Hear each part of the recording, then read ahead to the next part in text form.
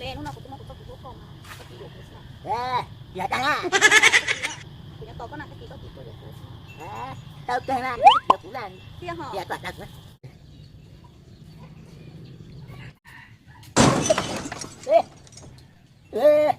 chả đi được à他们经常也想等多用着，当不学我还老他好累了。你们bắt đầu tầm có chỉ là đâu phải không tiếp tục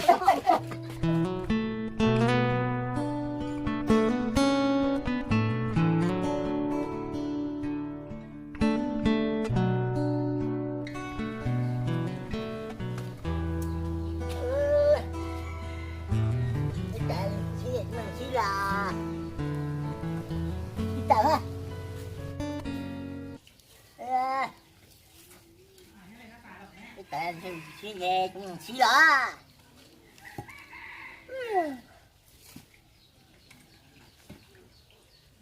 nhưng mà nó vẫn đúng là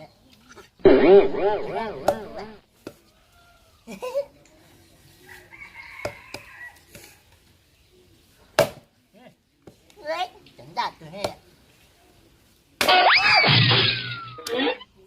cả chuyện này thì em tận rồi ha đang tận chơi thì cứ bắt bảo hết à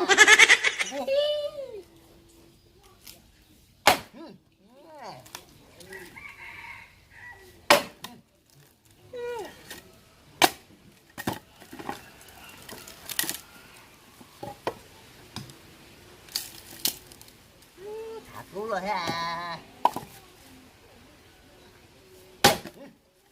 bận bận mà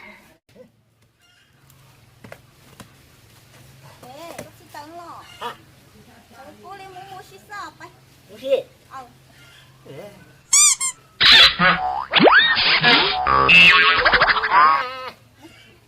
cái thằng mua xí đó dạ không tôi có mua xí này dạ đấy mua có mua đây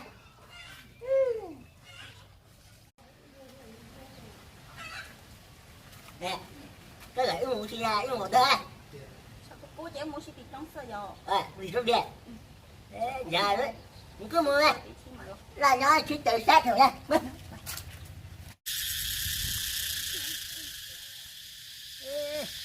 mà tên mình dưới à ta thử coi à nó tao cũng tự tôi nhớ rồi nó ha nó à nó cái tôi chuồn ra nó mà nhớ nó sao liệu nó ha nếu tụi nó biết chúng nó nhỏ cái gì mới đang phá ha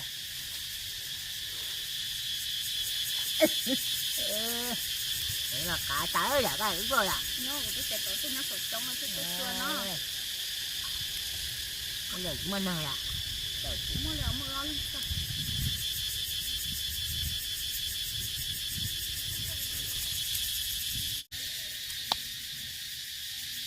Lê ơi, cái sport kia của tôi nhà con để lò đó. dạ dạ Tiêm ho của nhà con để lò của chị tao khe con. Quẹ, đến đây người nhìn đấy, nào sẽ Cơ của nhà ho. người chị ý ra, cái rồi tôi chỉ bước vào trong nội gia thủ à. Có bao nhiêu của chị á, là có là giờ của quên nhiều hết chỉ tờ hết Nhà ho Lê, của chị nhà có chè. Lê, có chị răng củ đi lo, tiệc của lũ con à, có một cọng có chất cái lũ đồ của mà. Dạ, đâu cơ mà.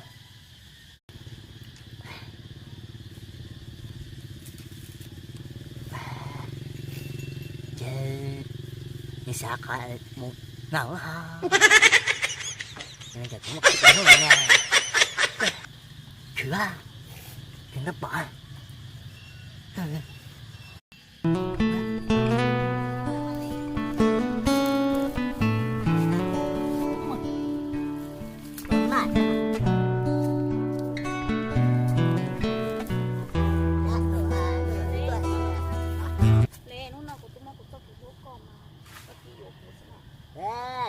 Dạ ta tia ho tất kỳ nè của nhà tôi có nào tất kỳ có chị tôi được của tao kêu là anh thấy cái giờ cũ là tia ho dạ có đặt nữa dạ có chị tôi được của nè tôi giờ mà chị tao luôn cái kia là tôi được coi 我还在这人把该用的我这几天来我的。你mà tất cả nó to cái nào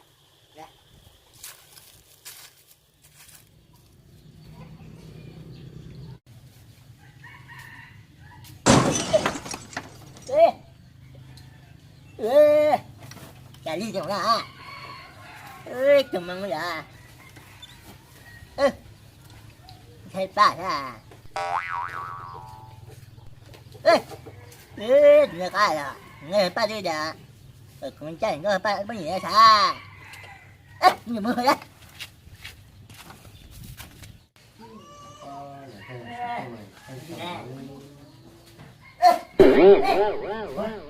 Ôi cha, Tông ra lò rồi phải nó mà thả. Phải chưa? cũng được vậy. Chấp nhận quá ha. Không có gì không? Cho mình mua rồi đây. Ý hả? Phải thì phải như thế. Nghe ba dạ. Kệ. Mà cũng chạy có ba này. Không tiền ra. Kìa hả? Tiền chỉ ngủ tiền không dừng gì. Ship ba thì nó sẽ là mò. Kệ ba. Những cái thằng không hạt gì. Tận tông tạt tiền này bò. Đấy. Bày ấy. Đây. Đã lì đi thì ai có gì không? Để lên đi vậy. Nó Có gì đó. chẳng nói phải cô lo chỉ tôi cho đi đâu lo chỉ mua sắm nhà thế từ một chỗ tầm nó luôn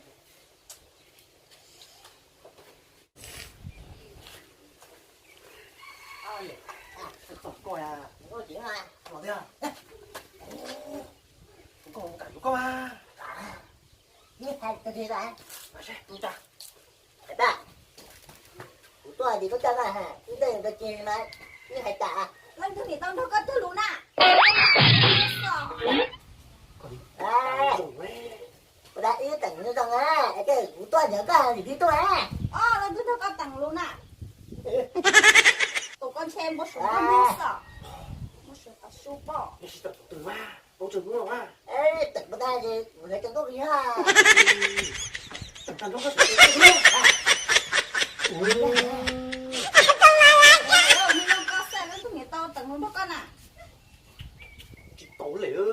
Tận tận nó sẽ chẳng tốt chứ. Có một số này hay chứ ba. Dạ, ít tương ta. Cái hàng cơ hiểu. Cái hàng cơ là. Kìa ra. Tôi mua. Ê. Lệ tôi hiểu của tôi. Cho có muốn cho lệ nhau này cũng một tiền. Thiên đây sẽ tặng con trường đúng không? lần thứ này tao đâu đi lệ có một suy tặng nè thủ tư nè để con xem có số nó nhiều Tổ lệ à. Một số thôi. Dạ hả. Đây. Đi. Hải chân không á. Được như chị thằng ghê. Đây có gì có gì nữa hả? Thả tận nó chỉ thằng gì sáng chẳng tốt. Nhỏ một chứ.